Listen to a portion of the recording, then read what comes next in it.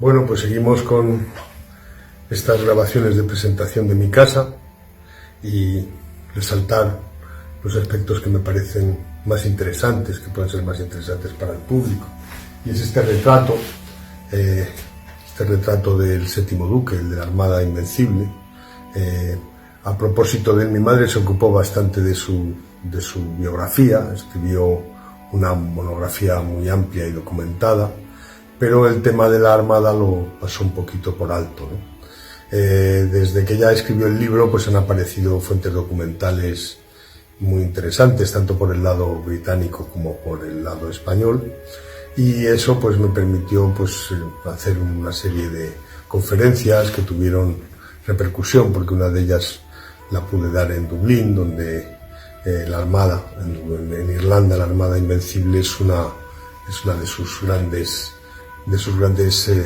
historias del pasado. Irlanda no tiene demasiada historia y justamente, pues precisamente por los grandes naufragios que hubo de la Armada en su costa oeste, pues en Irlanda han quedado memoria. Y aquí tienen su imagen. Es una persona que recoge bastante bien su carácter. Era un hombre de empresa, trabajador, había tenido una formación humanista, seguidor de Erasmo. En eso se unía un poco al talante de Cervantes, que fueron también coetáneos y además colaboraron en el proceso de formación y desarrollo de la Armada Invencible. Luego Medina Sidonia se encargó, que él nunca lo pensaba, se encargó del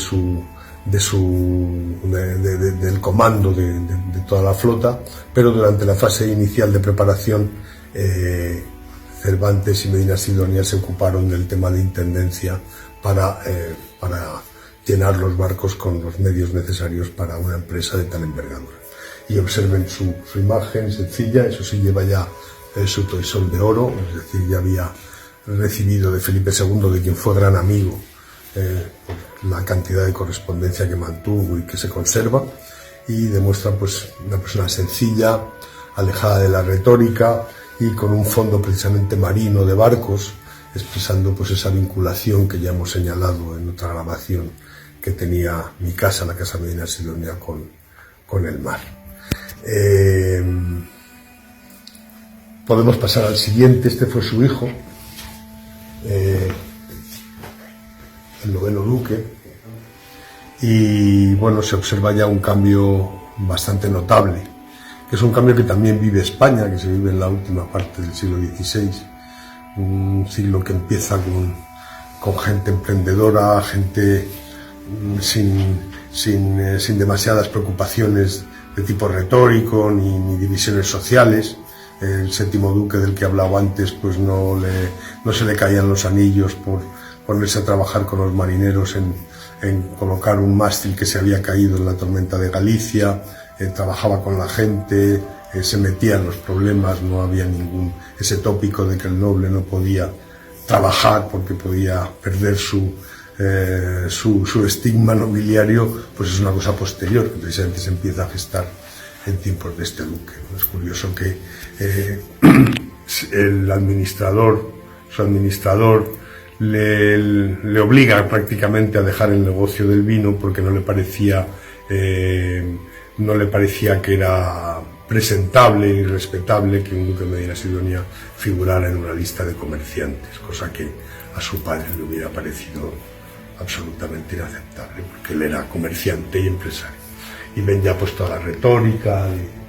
Él se casa con la hija del valido de Felipe III, Lerma, y fue, digamos, el duque que tuvo una vida más placentera. También era una persona preocupada por la cultura.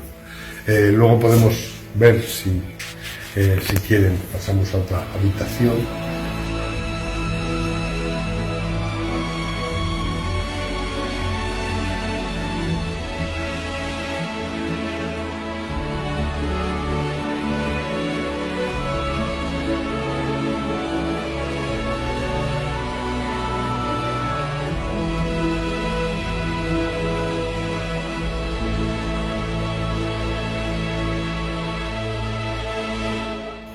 Bueno, pues estamos en otra dependencia, en otra sala del Palacio.